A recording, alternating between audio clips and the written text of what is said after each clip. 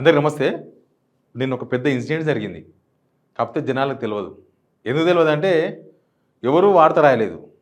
ఎవరు వీడియో చూపలేదు.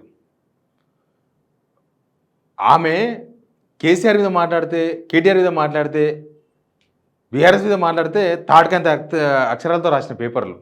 Social media, Congress social media, TDP social media మొత్తం ఓన్ చేసుకున్నాయి ఆమెను. కానీ పాపం చాలా దారుణంగా అరెస్ట్ చేసిన పోలీసులు. చాలా ఇబ్బంది పడ్డది ఆమె. నడవనికి కూడా చాలా ఇబ్బంది పడ్డది. ఎవరి గురించో కాదని చెప్పేది. కవిత. అందరు ఇప్పుడు అక్కమ్మ అని పిలుస్తున్నారు. అక్క ప్లస్ అమ్మ, అక్కమ్మ, అట్లా అక్కమ్మ అని పిలుస్తున్నారు. కవిత. ముందు సబ్స్క్రైబ్ చేయండి, షేర్ కూడా చేయండి. నేను అన్నీ చూపిస్తాను మీకు. ఇంకో ఈ వీడియో చూడండి. ఫస్ట్ ఎంత దారుణంగా పోలీసు అరెస్ట్ చేసినారో చూపిస్తాను మీకు నేను.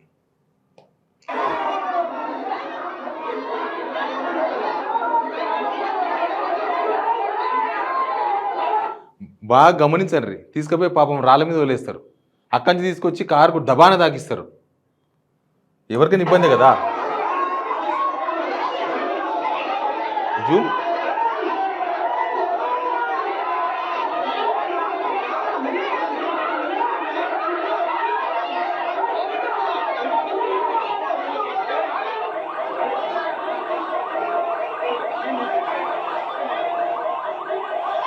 అగో అగో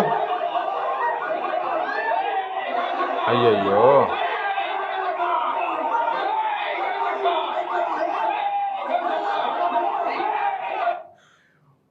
జరిగిన దానికన్నా జరగాల్సిన దానికన్నా ఎక్కువ తొక్కిసలాడే జరిగింది.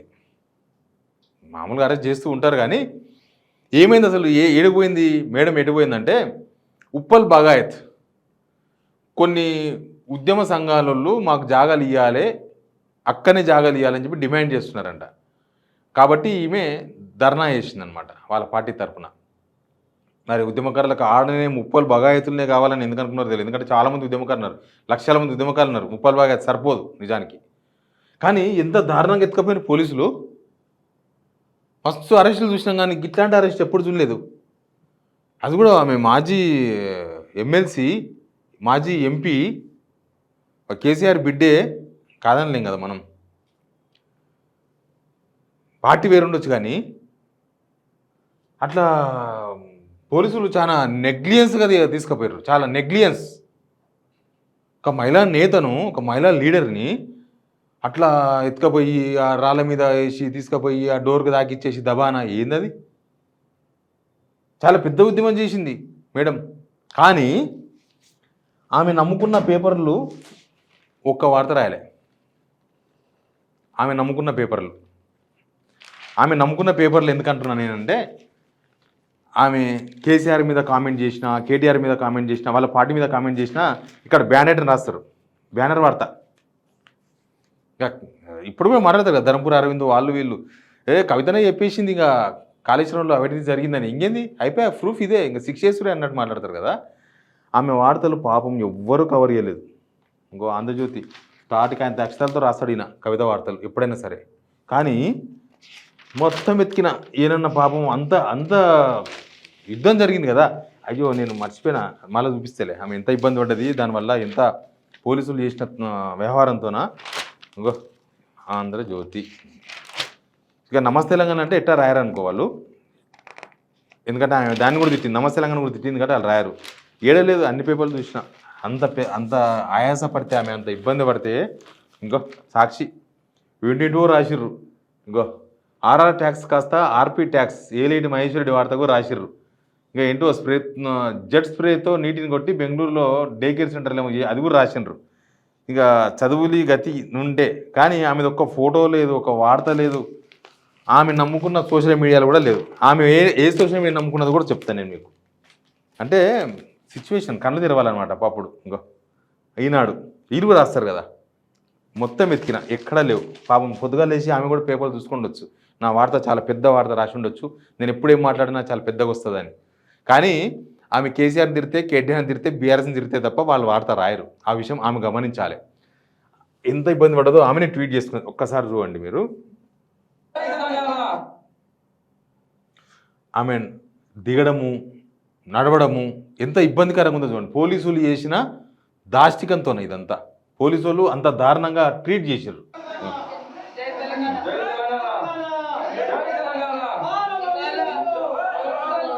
పాపం కదా, ఎవరైనా సరే ఒక మహిళా నేతను అట్లా ట్రీట్ చేయదు కదా పోలీసులు. ఎంత ఇబ్బందో, చాలా యాక్టివ్ ఉంటారు మేడం. కానీ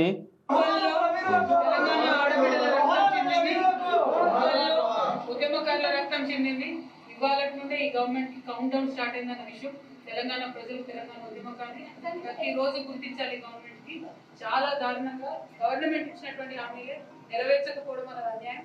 వాళ్ళు ఇచ్చిన హామీలే అడిగాం తప్ప కొత్తగా ఏం అడగలేదు. మళ్ళీ డిమాండ్ చేస్తున్నాం, ఉద్యమకారులకు ఇవ్వాల్సిన ల్యాండ్ ఇవ్వాలి, 250 గజాలు ఏదైతే చెప్పారు ఇవ్వాలి. పాపం చాలా ఇబ్బంది పడ్డారు. ఇక కింద కామెంట్లు మొన్నటిదాకా అంటే ఈమె కేసీఆర్ను తిట్టినప్పుడు, బీఆర్ఎస్ వాళ్ళని తిట్టినప్పుడు ఈమెకు ఫుల్ సపోర్ట్ ఇచ్చిన సోషల్ మీడియా ఏంటంటే కాంగ్రెస్, టీడీపీ, రేవంత్ రెడ్డి. కాంగ్రెస్ మీన్స్ రేవంత్ రెడ్డి. మళ్ళీ కాంగ్రెస్ వేరు, రేవంత్ రెడ్డి వేరు, సోషల్ మీడియా వేరు, అన్ని వేరు వ్యవహారాలు ఇవన్నీ. లోకేష్ సోషల్ మీడియా సపోర్ట్ చేసింది, చంద్రబాబు సోషల్ మీడియా సపోర్ట్ చేసింది. ఇప్పుడు వాళ్ళే తిడుతున్నారు. వాళ్ళు ఎట్లా పడితే అలా తిడుతున్నారు. నేను చదవలేను ఆ కామెంట్స్ను, కానీ ఎట్లా పడితే అలా తిడుతున్నారు. వేణు చౌదరి అంట, తిట్టుడు. ఇగో సతీష్ అంట, మీ అయ్య 10లో ఉన్నప్పుడు ఏమీ లేదు, డాష్ ఏమీ లేదు, నువ్వు డాష్ రానివి, ముసలోడు వదిలిన బాణం నువ్వు. కేసీఆర్ని కూడా తిడుతుండు. లిక్కర్ స్కామ్లో ఉన్న నువ్వు ఉద్యమం ఏం చేసినావు కవితక్క. ఇంకా చూడు, మీరు బతకనికి వచ్చారు. చాలా అడ్డమైన కామెంట్, చదవలేను. ఎందుకంటే ఒక పొలిటీషియన్ మీద అట్లాంటి కామెంట్స్ పెట్టే వాళ్ళకు కూడా కామన్ సెన్స్ ఉండాలి, ఎందుకు పెడుతున్నామని. అట్లాంటి కామెంట్స్ సపోర్ట్ చేయకపోను, ఇట్లాంటి కామెంట్స్. పేపర్ వాళ్ళు ఒక్క వార్త రాయాలి, టీవీ ఛానల్ వాళ్ళు వార్తలేలే. ఏమర్థమవుతుంది?